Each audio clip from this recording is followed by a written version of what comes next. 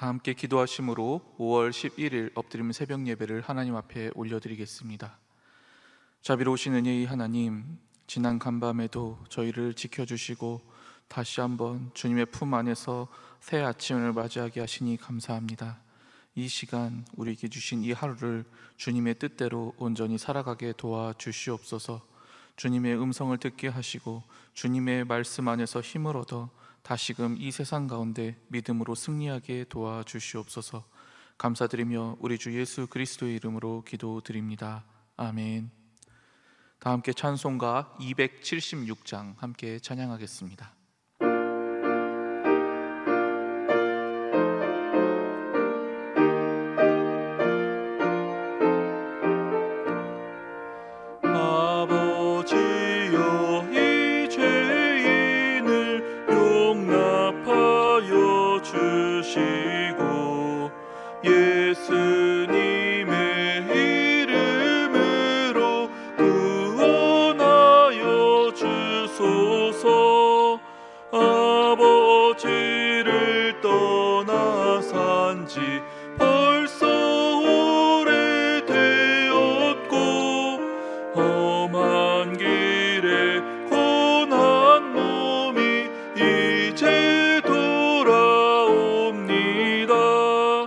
전에 하던 헛된 일을 애통하게 여기고 겸손하게 엎드려서 용서하심 빕니다. 은혜 감당 못하오나 회개하는 영혼과 나의 약한 육신까지 감히 드리옵니다. 나의 죄를 사하시려 주님 죽으셨으니 그 공로를 의지하여 주만 의지합니다. 아버지여 용납하사 나를 품어주시고 주의 사랑 품 안에서 길이 살게 하소서. 아멘. 오늘 우리에게 주시는 하나님의 말씀은 열왕기상 15장 25절에서 32절까지의 말씀입니다. 생명의 삶은 72페이지입니다. 오늘의 말씀을 제가 봉독하도록 하겠습니다. 유다의 아사왕 둘째 해에 여로보암의 아들 나답이 이스라엘 왕이 되어 2년 동안 이스라엘을 다스리니라. 그가 여호와 보시기에 악을 행하되 그의 아버지의 길로 행하며 그가 이스라엘에게 범하게 한 그 죄 중에 행한지라. 이에 이사갈 족속 아히야의 아들 바하사가 그를 모반하여 블레셋 사람에게 속한 기브돈에서 그를 죽였으니 이는 나답과 온 이스라엘이 기브돈을 애워싸고 있었음이더라. 유다의 아사왕 셋째 해에 바하사가 나답을 죽이고 대신하여 왕이 되고 왕이 될 때에 여로보암의 온 집을 쳐서 생명 있는 자를 한 사람도 남기지 아니하고 다 멸하였는데 여호와께서 그의 종 실로 사람 아히야를 통하여 하신 말씀과 같이 되었으니 이는 여로보암이 범죄하고 또 이스라엘에게 범하게 한 죄로 말미암음이며 또 그가 이스라엘의 하나님 여호와를 노엽게 한 일 때문이었더라. 나답의 남은 사적과 행한 모든 일은 이스라엘 왕 역대지락에 기록되지 아니하였느냐? 아사와 이스라엘의 바하사 왕 사이에 일생 동안 전쟁이 있으니라. 이 말씀은 살아계신 하나님의 말씀입니다. 아멘. 그동안 남유다의 왕들에 대해서 기록했던 본문은 이제 북이스라엘로 다시 전환되고 있습니다. 오늘 본문은 북이스라엘의 두 번째 왕인 나답에 대한 이야기입니다. 나답은 불과 2년밖에 안 되는 짧은 기간 동안밖에 왕국을 다스리지 못했습니다. 그러나 이 짧은 기간에조차 그는 악을 행하는 삶을 살았습니다. 그리고 이제 하나님의 심판의 때가 도래했습니다. 전에 여로보암에게 선포하셨던 그 심판이 이제 아들인 이 나답의 시대에 임하게 된 것입니다. 여로보암은 원래 에브라임 족속으로 나타나고 있습니다. 그런데 전혀 다른 지파인 이사갈 족속에 속한 바아사가 움직이기 시작합니다. 그는 북이스라엘 사람들과 함께 한마음이 되어 나답을 포위하고 죽입니다. 이때 바아사는 여로보암의 가문에 속한 모든 사람을 단 한 명도 살려두지 않고 모조리 다 사육해 버립니다. 이로써 하나님께서 전에 경고하신 말씀이 그대로 이루어지게 되었습니다. 전멸된 여로보암의 왕조는 이제 완전히 사라지게 되었습니다. 실제로 오늘 본문 32절을 보면 이렇게 기록합니다. 아사와 이스라엘의 바아사 왕 사이에 일생 동안 전쟁이 있으니라. 여기에서 성경은 나답이 아니라 바아사와 아사 사이에 전쟁이 있었다라고 기록을 합니다. 이것은 왕의 통치 기록을 마무리하는 그런 형태이기에 나답 왕의 통치의 마무리로서 지금 기록이 되어 있는 건데요. 그런데 나답 왕의 통치 기간의 마무리로서 바아사를 넣었다는 것은 여로보암의 가계가 이제는 완전히 사라졌음을 의미합니다. 이제는 기록에서조차 다 삭제해 버렸다라는 뜻이죠. 이처럼 여로보암의 가문은 이제 흔적도 찾을 수 없을 만큼 완전히 사라져 버렸습니다. 그리고 바아사가 새로운 왕조를 시작하게 됩니다. 이것은 같은 시대에 동일하게 있었던 남유다와는 완전히 정반대의 상황이었습니다. 불과 2대 만에 왕조가 바뀐 이 북이스라엘에 비해 남유다는 3대를 이어서 계속 동일한 다윗 왕조가 통치하게 되고 있었습니다. 특히 나답과 바아사로 왕조가 바뀔 동안에 남유다는 아사가 왕이 되어서 그 아사 왕에 의해 남유다 역시 번성을 누리게 되는 그런 역사가 있었습니다. 즉 같은 시기에 같은 민족으로 이루어진 나라임에도 불구하고 이 두 왕조는 완전히 정반대의 운명을 맞이하게 된 것입니다. 여러분, 이 같은 차이가 발생한 이유가 도대체 무엇일까요? 그것은 기준의 차이 때문이라고 말할 수 있습니다. 이 두 왕조는 기준이 서로 달랐습니다. 북이스라엘은 여로보암이라는 왕을 기준으로 삼았어요. 실제로 성경은 나답에 대해 평가할 때 이렇게 이야기합니다. 26절 말씀을 제가 읽어드립니다. 그가 여호와 보시기에 악을 행하되 그의 아버지의 길로 행하며 그가 이스라엘에게 범하게 한 그 죄 중에 행한지라. 아멘. 나답이 따랐던 기준은 그의 아버지였던 여로보암이었다는 겁니다. 그리고 심지어 왕조가 이제는 완전히 바뀌었는데도 불구하고 북이스라엘의 그 다음 왕들의 기준은 계속해서 여로보암이었습니다.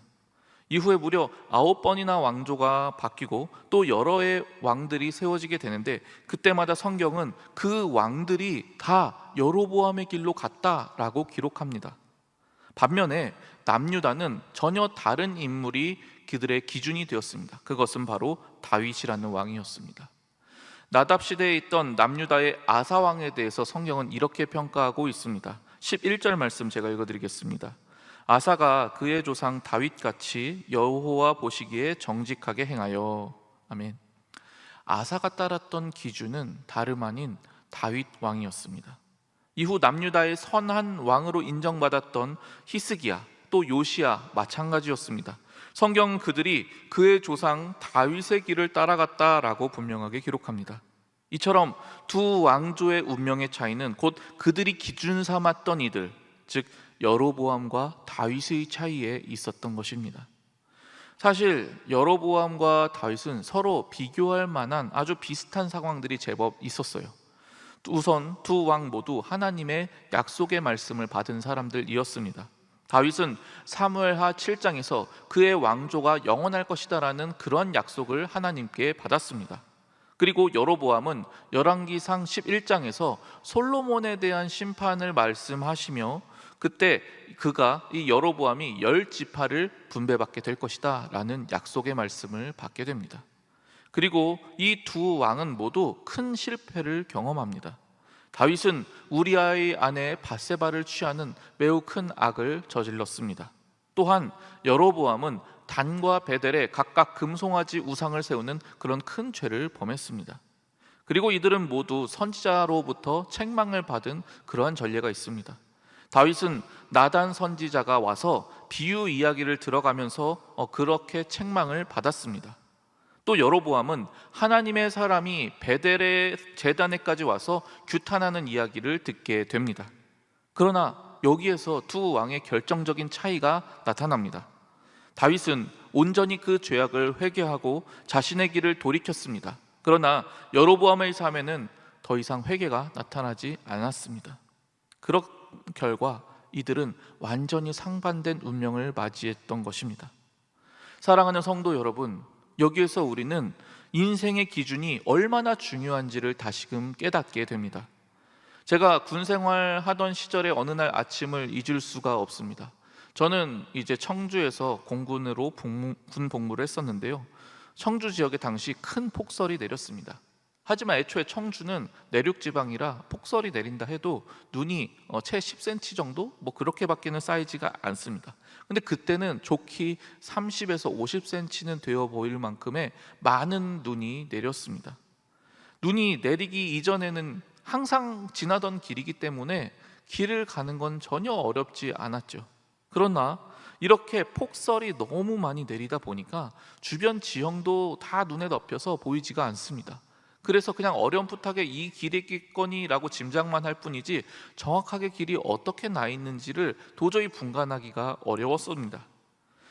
단 한 발자국만 내디뎌도 여기가 길이 끝나는 길인가, 아니면은 또 이곳에서 지대가 갑자기 낮아지는 곳인가, 이런 것들이 전혀 구분이 안 되었습니다. 그런데 그런 상태에서 누군가가 먼저 조심스럽게 그 걸음을 뗐습니다. 그렇게 이동을 하니까 그 뒤에는 무엇이 남나요? 당연히 그 사람이 걸어갔던 발자국이 그 하얀 눈밭에 남았던 것입니다. 당연하게도 그 뒷사람들부터는 너무나 쉽게 그 발자국을 따라서 갔으면 되었습니다. 그리고 저는 이것이 바로 우리 인생의 모습이 아닐까 생각합니다. 지금 우리는 모두 사실 인생을 다 처음 살아보고 있습니다. 그래서 이 나이에 또는 이 상황에 어떻게 살아가야 할지를 사실은 우리도 정확하게는 모릅니다. 그렇기 때문에 이런 인생을 살아갈 때에 중요한 것은 우리보다 앞서 이 길을 걸었던 사람들의 발자국입니다. 우리는 그 발자국을 보고 비로소 우리도 온전히 한 걸음씩 한 걸음씩 내딛게 되는 것입니다. 따라서 이 하얀 아무도 걷지 않은 이 눈밭에서 첫 걸음을 내딛는 자는 매우 중요한 의미를 가집니다. 그 걸음이 어떠한가에 따라 뒷사람들도 그대로 영향을 받기 때문입니다. 그렇다면 우리는 이러한 것들을 보고 어떠한 점을 유의해야 하겠습니까? 저는 이 시간 두 가지를 말씀드리고 싶습니다. 첫 번째는 좋은 기준을 정해야 한다라는 것입니다. 기준의 중요성은 제가 지금 말씀드린 것처럼 너무나 중요합니다. 그러므로 우리는 내 삶의 어떠한 기준을 정할 때 무척 신중해야만 합니다. 단순히 어떤 모범적인 사람이라고 해서 나랑 가까운 사람 또는 나랑 비슷한 사람, 그래 저 사람이 사는 대로 내가 살아야지, 그래서는 안 됩니다. 그것은 좋은 기준이랑 전혀 상관이 없기 때문입니다. 그러나 우리나라 사람들은 어떻습니까? 보통 학연 혹은 지연 같은 것들에 너무나 쉽게 얽매여 버립니다. 그렇게 또 연결된 사람들끼리 너무나 친하게 잘 지냅니다. 그리고 그렇게 친하게 지내게 된 사람들의 그 행동들을, 그 말들을 다 따라하게 됩니다. 물론 그렇게 만나게 된 사람들 중에 좋은 사람들도 있기는 합니다. 그러나 대부분의 경우 그렇게 해서 만나는 사람들이 내 삶의 모범적인 기준이 될 만한 사람인 경우는 매우 적습니다. 그렇기 때문에 우리는 우리가 따라도 괜찮을 만한 좋은 모델을 만나는 것을 위해 기도해야만 합니다.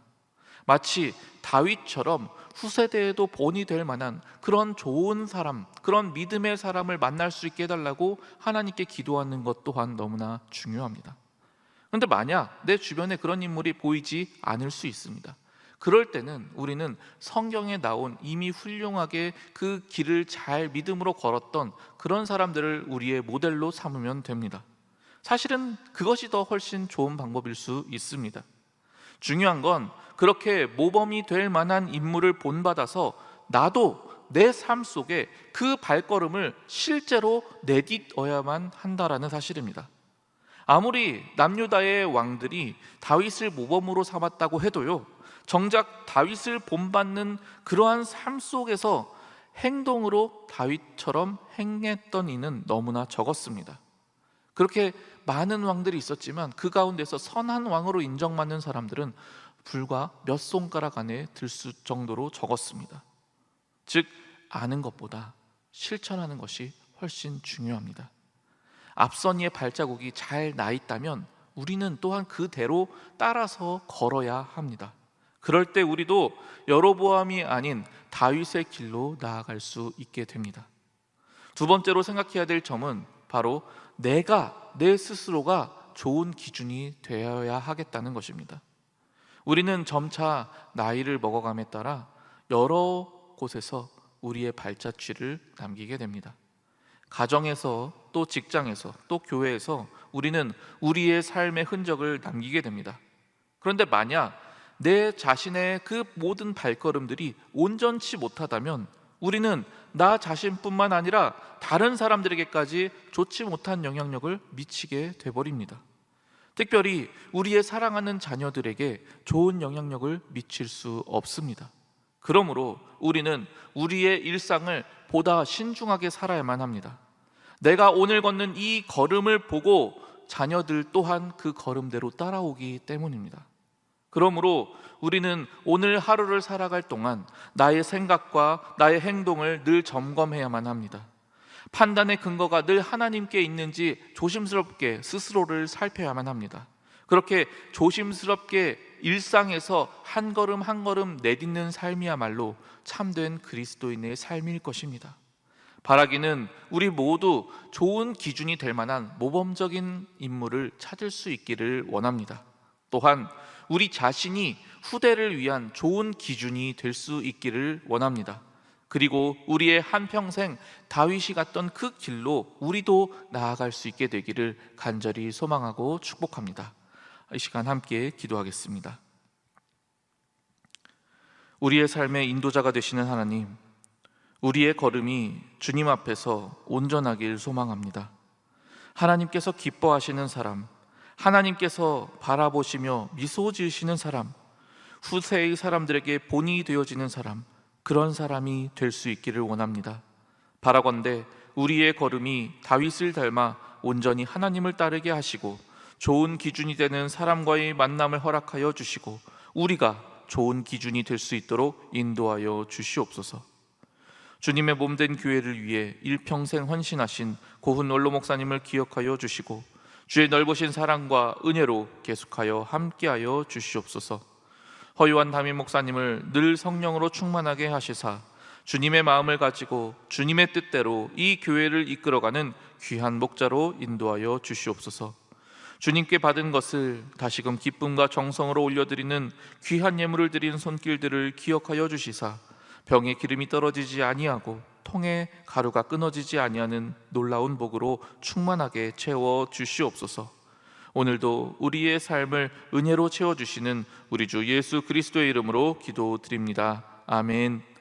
하늘에 계신 우리 아버지, 아버지의 이름을 거룩하게 하시며 아버지의 나라가 오게 하시며 아버지의 뜻이 하늘에서와 같이 땅에서도 이루어지게 하소서. 오늘 우리에게 일용할 양식을 주시고 우리가 우리에게 잘못한 사람을 용서하여 준 것 같이 우리 죄를 용서하여 주시고 우리를 시험에 빠지지 않게 하시고 악에서 구하소서. 나라와 권능과 영광이 영원히 아버지의 것입니다. 아멘. 이 시간 기도하실 때 나라와 민족, 교회를 위해 그리고 오늘 말씀을 놓고 계속해서 기도의 자리로 나아가겠습니다.